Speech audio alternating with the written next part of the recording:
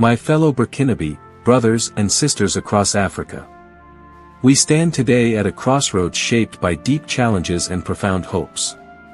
The recent events that led to the change in our leadership were not born out of a desire for power or personal gain, but from an urgent necessity, a response to the persistent failures that have long shackled our beloved Burkina Faso.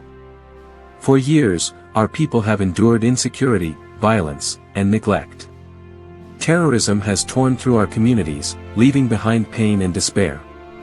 Corruption and mismanagement drained our resources, while promises of progress fell flat against the harsh reality of poverty and marginalization.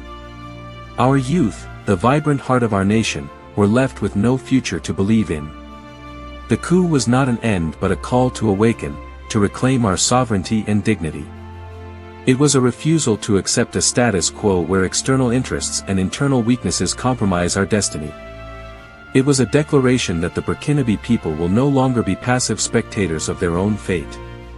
Our mission with the Alliance of Patriots for Salvation, AES, is clear and unyielding: to restore security, rebuild our institutions, and ignite a new era of hope and pride for Burkina Faso.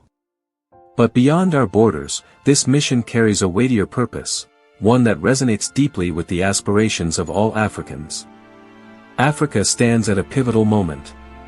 The continent is rich beyond measure, in resources, culture, and spirit, but we are still shackled by the legacies of colonialism, external interference, and internal divisions. The dream of a truly free and prosperous Africa remains unfulfilled. The AES envisions an Africa that is united, strong, and self-reliant. An Africa where the burdens of foreign dependency are lifted, where innovation and education empower our people, where justice and equity are the foundation of governance, and where the youth see a future as boundless as their potential. Our objective is simple, yet ambitious: making Africa great again. Not as a slogan, but as a commitment, a mission to restore the continent's rightful place in the world, to reclaim our dignity, and to build a future where every African can thrive without fear or limitation. But this mission demands sacrifice, unity, and unwavering resolve. It requires that we confront the challenges within ourselves as much as those imposed upon us. We must rebuild trust among our people, overcome divisions, and foster leadership that is accountable and visionary.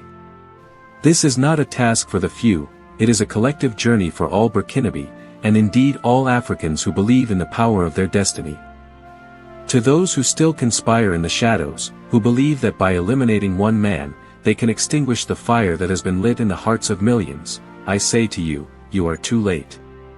This is no longer about Ibrahim Traoré. This is about a movement.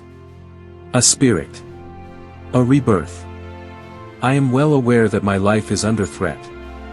I do not walk blind through the halls of power.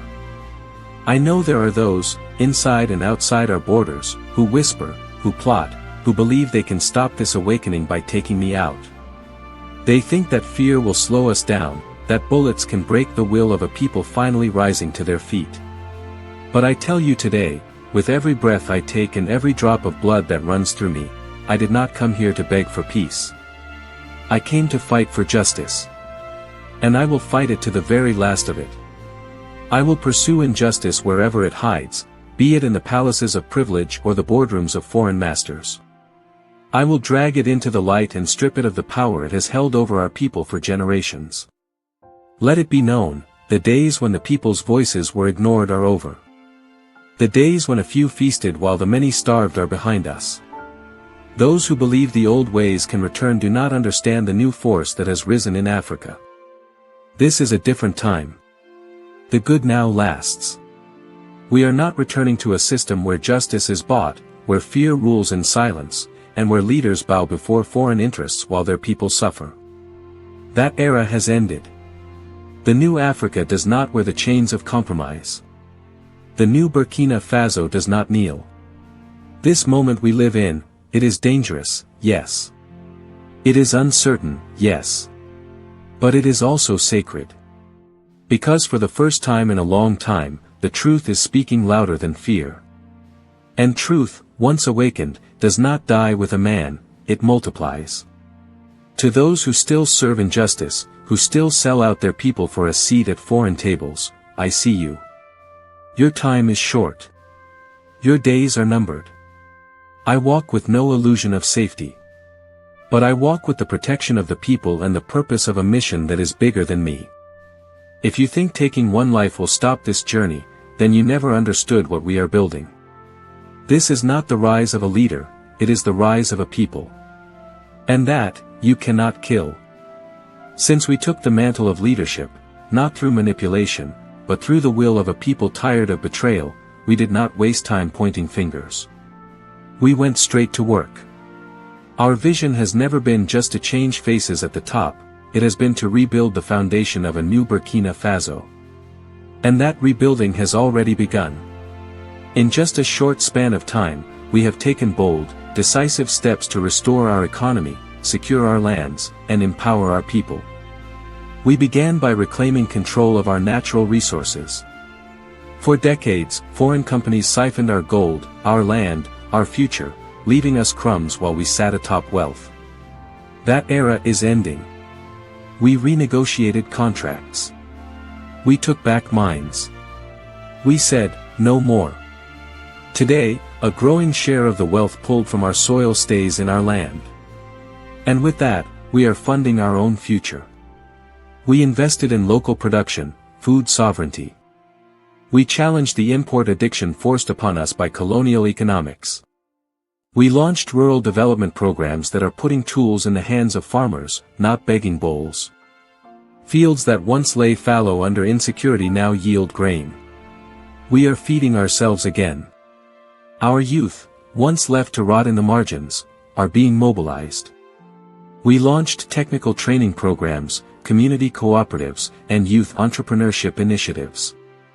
No longer will the young be told their only future lies across the sea or in the hands of NGOs.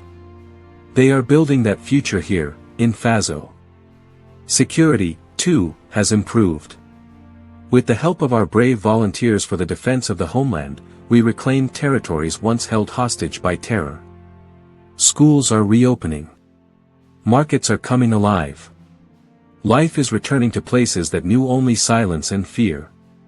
We initiated infrastructural renewal, not for show, but for impact. Roads are being repaired to connect farmers to markets. Solar energy projects are expanding in rural communities, reducing dependency on fragile external grids. Clinics are being revitalized to serve the people with dignity. And yes, our economy, despite the sabotage, despite the sanctions, despite the attempts to isolate us, is growing stronger. Not through false numbers and donor praise, but through tangible results on the ground. The informal economy is being organized. Local industries are being revived. Our people are beginning to see the fruits of their labor. We are building a state that serves, not suppresses. A government that listens, not loots. A future where dignity is not a privilege, but a birthright. These are not promises. They are facts. Achievements etched not in headlines from abroad, but in the lives of our people. Burkina Faso is rising, not because of miracles, but because we chose courage over compromise. And I must tell you, this is only the beginning. Yes, this is only the beginning. What we have achieved in this short period is a signal, not just to the Burkinabe people, but to all of Africa, that change is possible when leadership aligns with the will of the people. We have redirected the national budget toward priorities that matter. Under the old regimes, resources vanished into the pockets of a few, while hospitals lacked medicine and soldiers lacked bullets. Today, our budget is a weapon for development. A tool for transformation. We have prioritized health, education, agriculture, and defense, not in words, but in action. We began building and equipping new health centers in remote communities where medical care was once a dream. We expanded access to clean water, especially in regions where our women once walked miles just to fetch a single bucket. These are the silent revolutions happening beneath the noise. We are digitizing our institutions, fighting corruption not just with speeches, but with systems. The days when public service meant personal enrichment are dying. Government workers are being retrained, monitored, and held accountable. We are restoring pride in service, not to self, but to nation. In education, we have reopened classrooms and created new ones in zones previously deemed unsafe. We are supporting teachers, rebuilding curricula that reflect our values, our history, our identity, not a foreign version of who we are supposed to be. For too long, our children were taught to memorize the names of foreign conquerors while forgetting the names of their own heroes.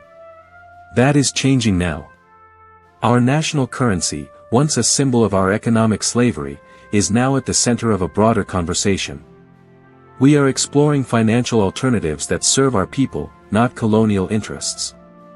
And through the AES Alliance, our sacred pact with Mali and Niger, we are creating economic and defense synergies to protect and prosper together, because we understand that no African nation can stand truly free if its neighbor is still in chains.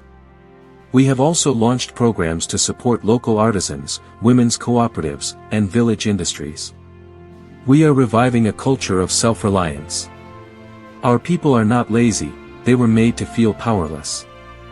We are reversing that narrative. Across the country, people are building again, creating again, believing again. And yes, even under sanctions, blockades, and media attacks, we are moving forward. Let them freeze our assets. Let them cut their so-called aid. What we have now is worth more than all of it, a people awakened, a vision ignited, and a path walked with dignity. It is important to understand that we are not building skyscrapers to impress the world, we are building roots that will hold this nation firm for generations. Quietly. Deliberately. Relentlessly. We are no longer asking for permission to be great. And to the enemies of this progress, those who traded the soul of this country for comfort, for status, for foreign applause, know this, Burkina Faso is no longer your playground. The people have tasted power, and they will never give it back to cowards or traitors.